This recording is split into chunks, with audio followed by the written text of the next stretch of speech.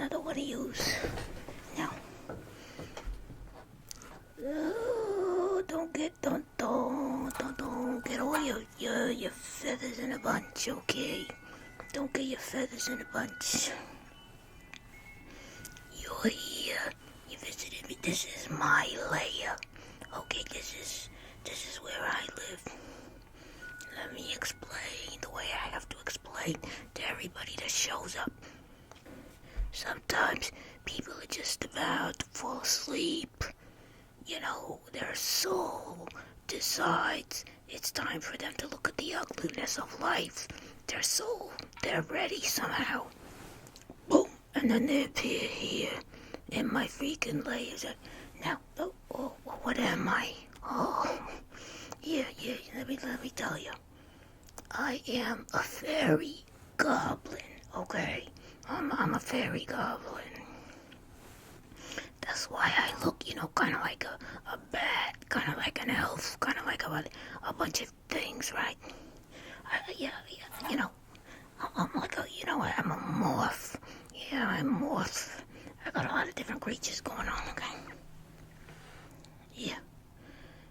What are your 20 questions? What are your 20 questions, okay? Yeah, why do I got a New York accent? Are you ready to hear the story? Are you ready to hear the story? Right. Maybe you get a little tired, maybe you fall asleep, and then your soul and your mind with all the freaking questions feel happy, okay? But you want to hear the story? It's not a short story. It's kind of a detailed. Let me tell you what happened. Yeah, I wasn't always a fairy goblin, let me tell you. No, I was not. No, I was a guy. I was a freaking guy. It was the late 60's, right? It was the late 60's. It was the early 70's in New York City. I had problems. I didn't have that much going on. I drove a taxi, I did this and that. Sometimes I ran around with the wrong crowd, but my heart was very pure. I had very pure intentions in my heart. Okay, and I said, I gotta get out of town.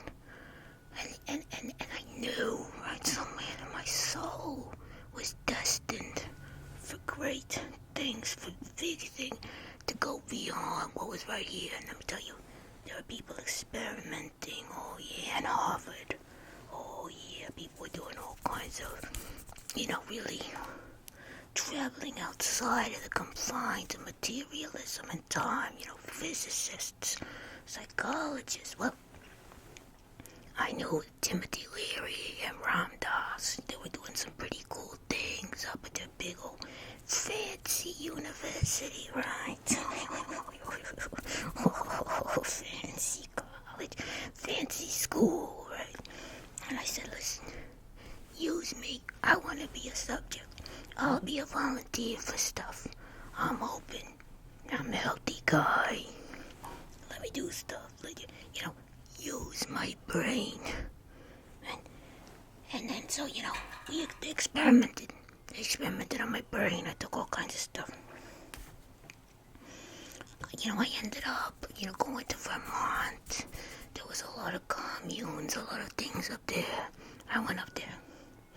I had really been on these, what we call the rational experiments of the mind, of the psyche,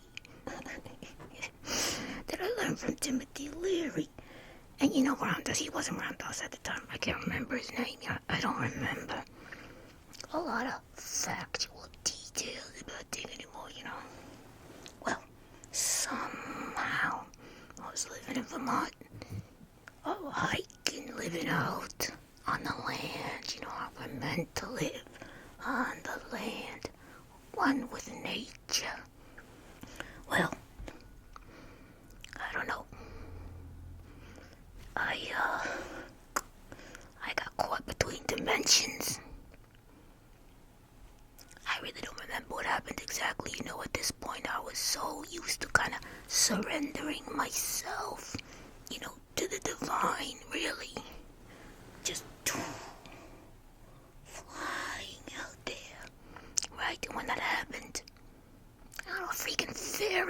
me or something. I really, I'm telling you, I became like kind of like a fairy elf thing.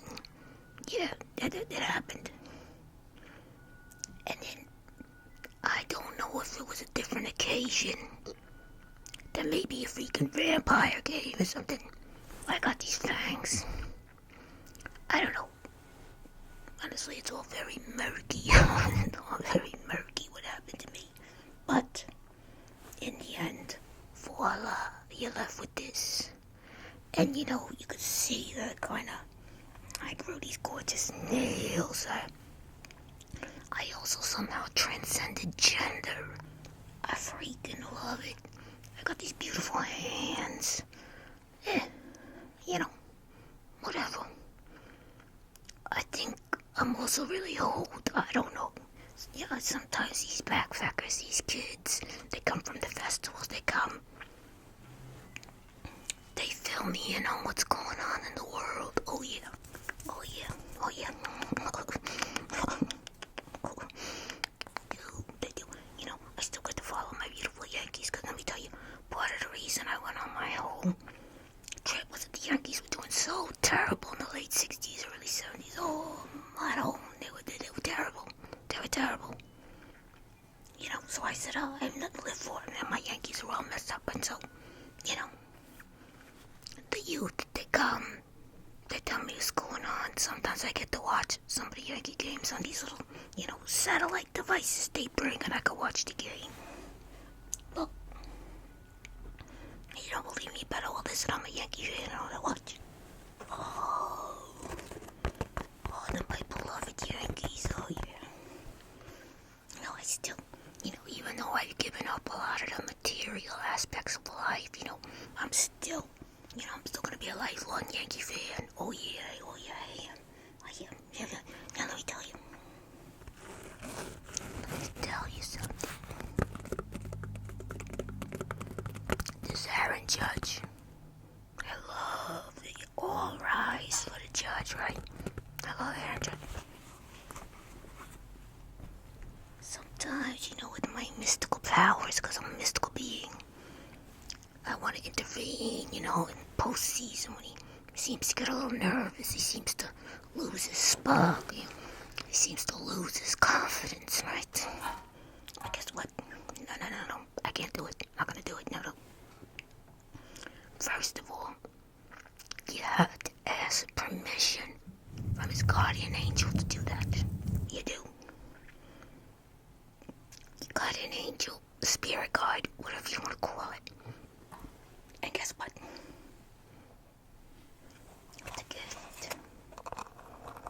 The gift, you know, to intervene on spirit's behalf. You gotta have permission to do it. You do, you gotta have permission. And in a way, he's gotta find his own way. He's gotta find his own way into the postseason. I can't intervene even though I'm a Fairy Goblin. Aaron Judge,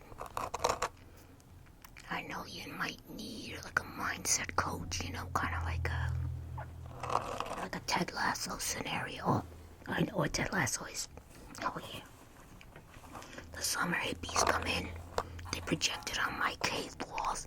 I got to watch Ted Lasso. It was great. Oh, I loved it. I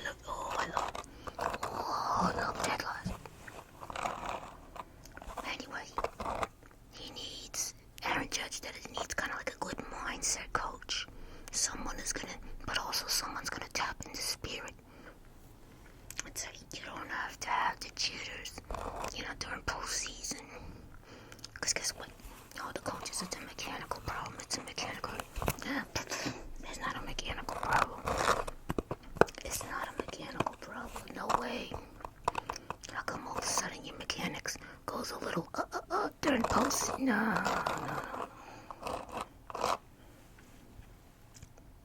Something spiritual, something deep in the soul, and in the mind, and the mindset. You gotta unlock, and you gotta say,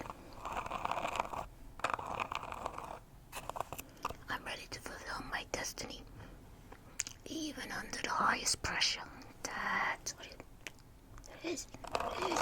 Okay. Right? I'm telling you. So, this is my little gift. Now, if Aaron, Church's spirit guide, wants to help, make this happen, it's up to them. It's all up to them. That's all we can do is be benevolent and kind and wish him the best. Right. This is the gift, right, from my cave laboratory, okay? And I can see you're starting to get tired. Maybe you're ready. You're kind of ready to fall asleep. Good. You may not even remember this conversation happened. You say, what the, was it a dream? It was all a dream. I used to read What a Magazine. Salt and pepper and Peppy D up in the limousine. Did I get the words right? Salt and pepper and Peppy D. I don't know. Sometimes I try to keep up with what's happened, in New York and all things since I've been gone. Other times, no. I'm still just surrendering to the divine,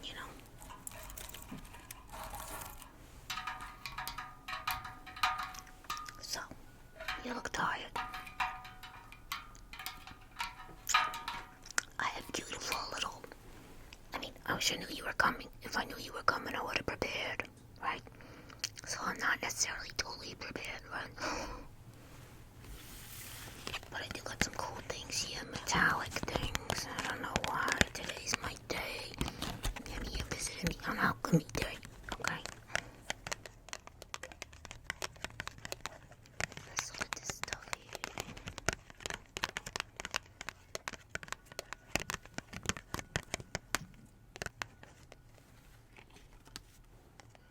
Oh, look at this. It's got like a kind of chromatic, rainbow inside. Oh yeah, it looks great.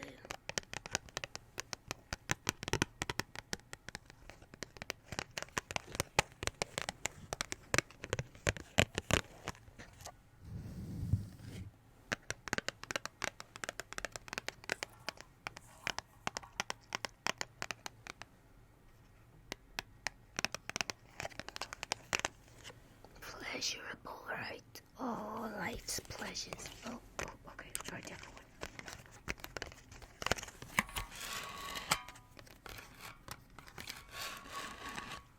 Metallic sounds.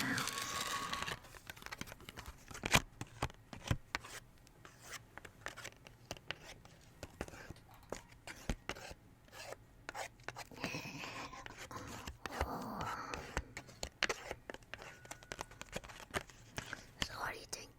You're getting a little accustomed to my ugly appearance, right? It's like, you can't judge a book by its cover. Right? Am I right? Yeah, I'm right. I'm right. I'm right.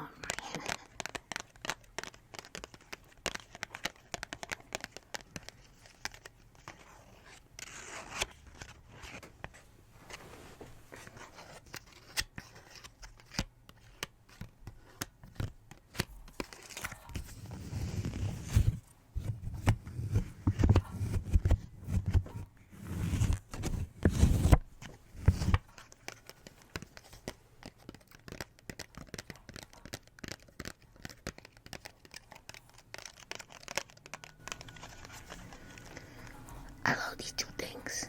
I really do. Yeah. Sometimes in these mountains of Vermont, I get visitors. Right? And sometimes artists come to see me. Well, this is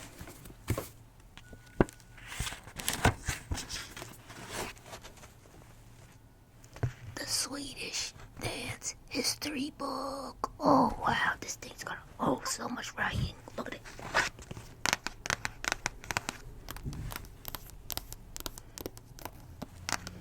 Another gorgeous metallic item. A very precious in my collection.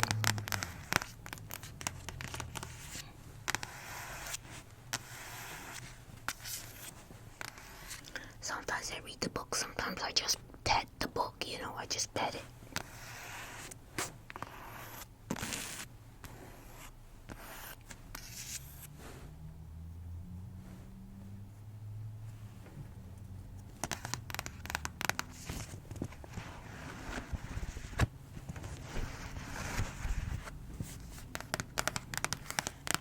Shall we look at a little passage from the book? Let's see.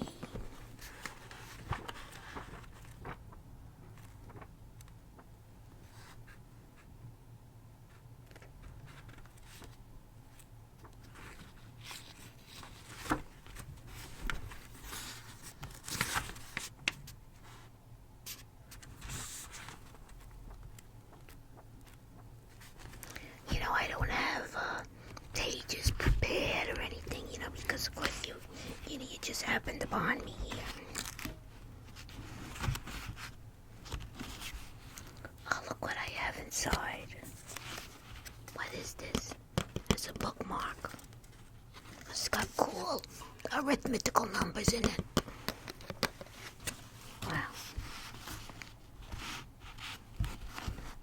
Let's see.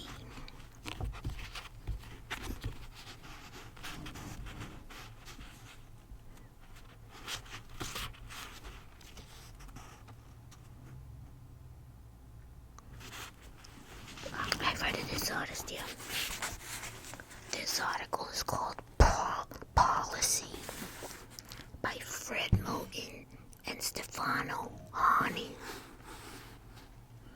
And in the beginning, there's a little poem by James Brown called Funky President. Okay, let's get together, get some land, raise our food. Like the man, save our money. Like the mob, put up the factory. On the job. I like that poem, James Brown, okay. I remember James Brown, of course. That's all I'm going to read from that article. I'm not going to read anymore. Mystery of the Whistle 3. By Elizabeth Ward. Elizabeth Ward is a cool ballerina. No, teaches a lot of cool ballet. How do I know this stuff? I don't know. I'm gonna read the first sentence of it. Some months have gone by, and the whistling seems to have gone away. Pretty cool.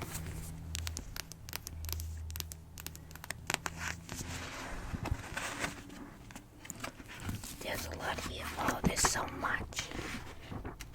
It's kind of like a big scene, right? In a way. Ooh. Oh, wait. I think I might have to read some of this.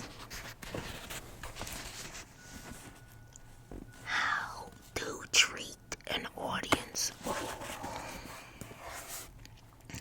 By Nadja Horton. I think it's Horton. 1. The audience is always smart. Never try to teach your audience. Interesting. Number 2.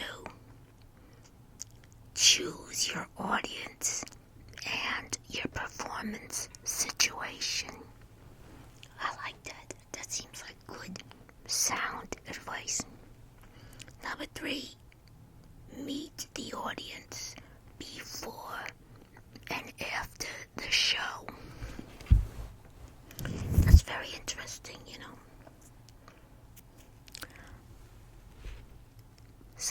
Sometimes when I dream, I think I take a human form. One of my human forms was a choreographer, yeah.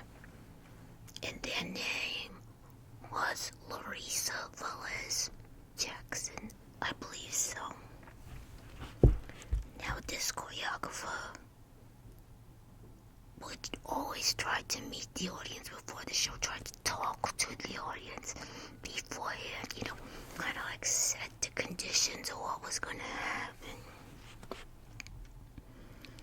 But you know what? Their last show,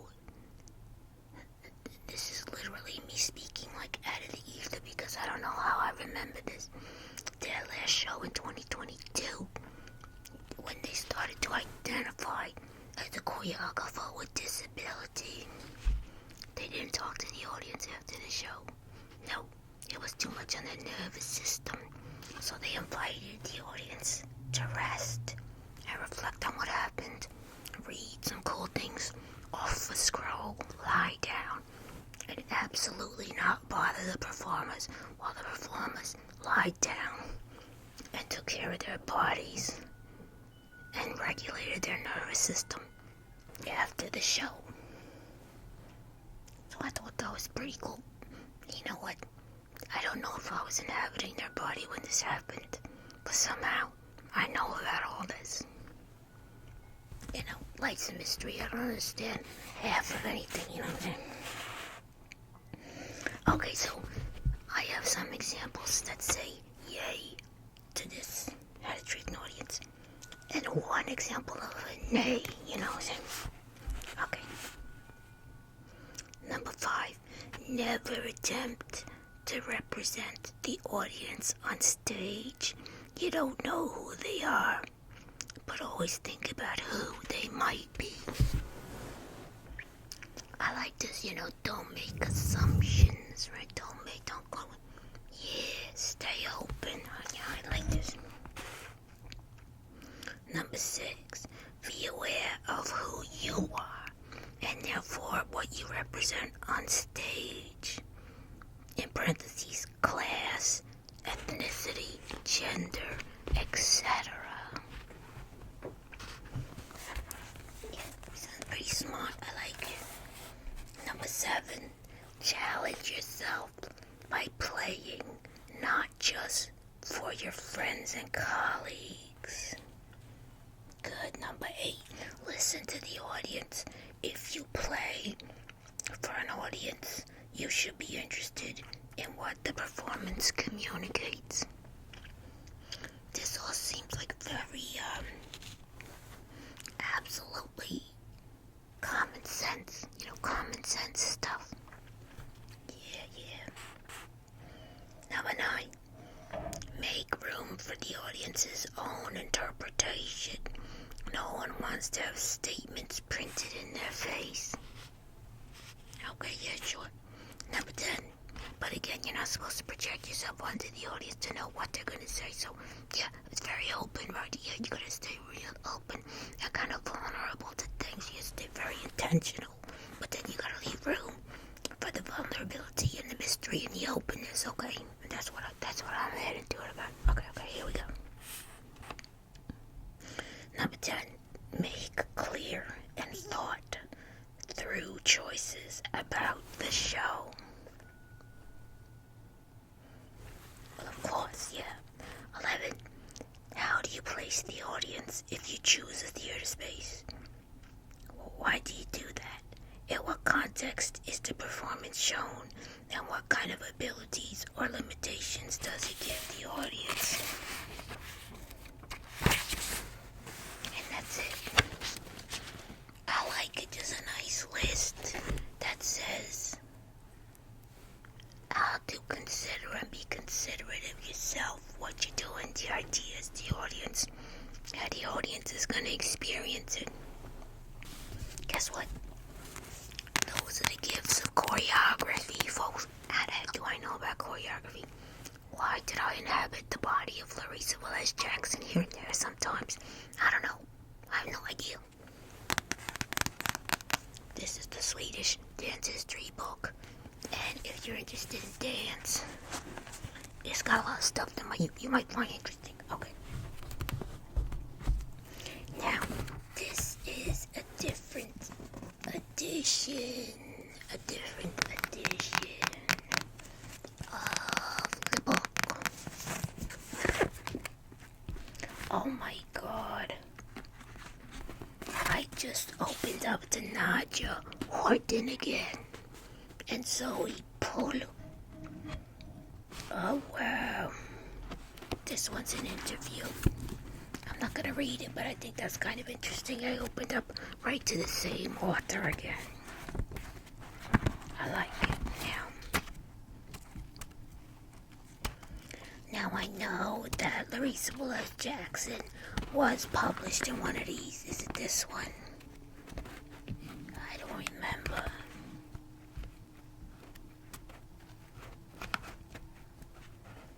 If I find it, I'm gonna read what Larissa had to say.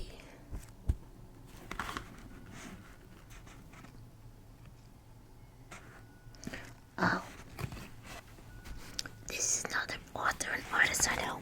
Okay, Between Hormones and the Moon, Alexandrina Hemsley and Amanda Prince Lubowai. I don't know, I might be pronouncing that wrong and I apologize.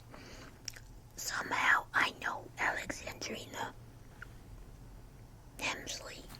Okay, the first sentence of that is, dance history is a bit of an oxymoron. Dance is a language of the body, like an oral tradition that roots itself in time and space, while being undervalued by a patriarchal society. Oh, yes. Absolutely indeed. You know, when I went into the mountains, when I went to kind of surrender myself to these experiments of consciousness, I was saying no to the patriarchal society. That was what was happening there. I was. And who knows, maybe that's why on my spirit journey, I transcended gender and became this. I love it. No, I'm into it. I accept what has happened to me in this life. It was my choice. Some things were my path without it being my choice, but I still walked the path, you know? Absolutely. Now,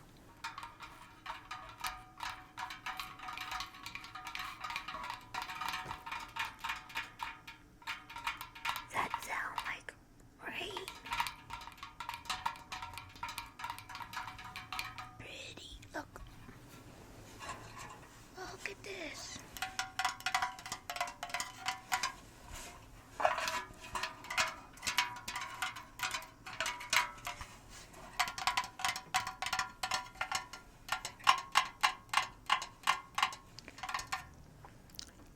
It's Alchemy Day, and I got my beautiful pentagon shape right here. 1, 2, 3, 4, 5. Pentagon.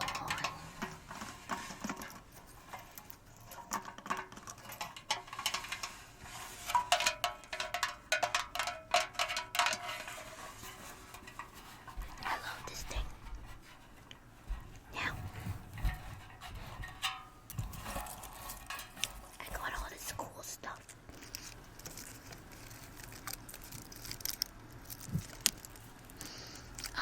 The smell.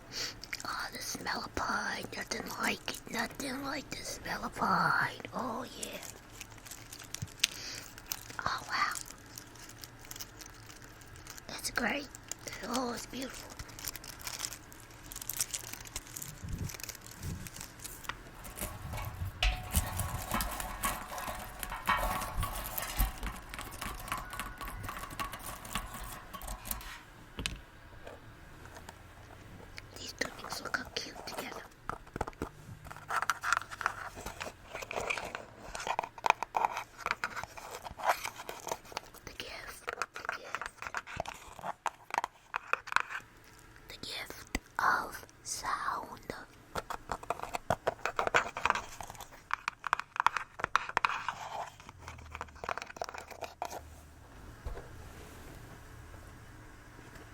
gift of baseball. And my beautiful Yankees, whether or not they win or whether or not, I even know what that's going on in the world because I'm, sequestered here in my beautiful mountain laboratory, experimenting, with consciousness. Now, in my mystical fairy state, I don't need anything, I don't need anything to go kind of soaring with my imagination and with my spirit, really with my whole being.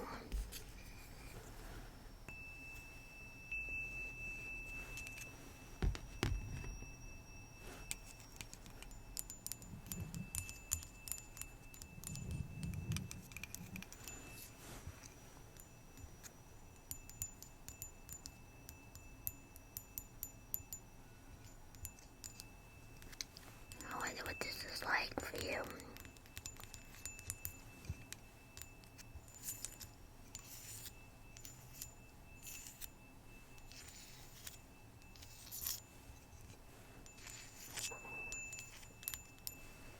Hopefully not too activating.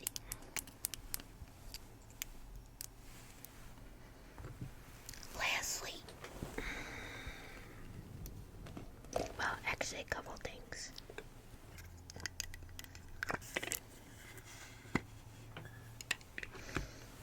Look at this. This is tea tree oil, kind of little bar. I use it to clean parts of my body. Oh yeah, I still have to, bathe and stuff like that. I mean, you might not believe it. You're looking at this mug over here. But I do.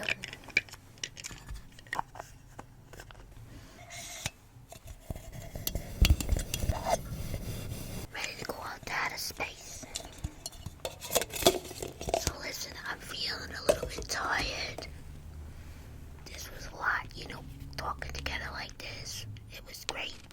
I hope you're feeling like you want to fall asleep because, I'm ready to fall asleep again. This was fun. I would tell you to visit me anytime. Sure. Okay, sure. I wish there was some way you could let me know you were coming over first, But, I get it. Sometimes that's not possible.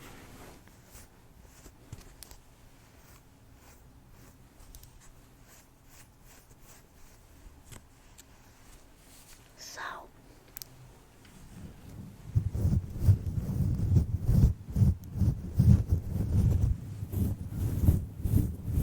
it was very nice meeting you. Maybe we'll see each other again. Maybe not. Maybe you won't remember at all anything we talked about.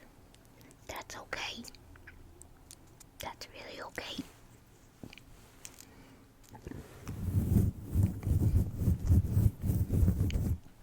In some other dimension, some part of you may remember, just like some part of me may remember why the heck I inhabit the body of choreographer Leary Jackson sometimes.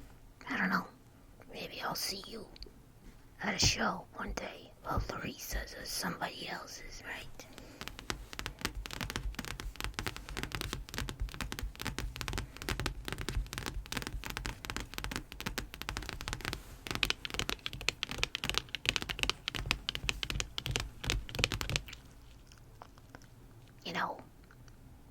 Somehow, I feel a caring in my heart for you. They always say Fairy Goblins, full of mischief, lazy. No. We have love in our hearts. We just look a little funny. We get a bad rap because we're kind of ugly. You know what? I wish you well. I wish you the best. I wish you very good sleep. And maybe I'll see you again someday.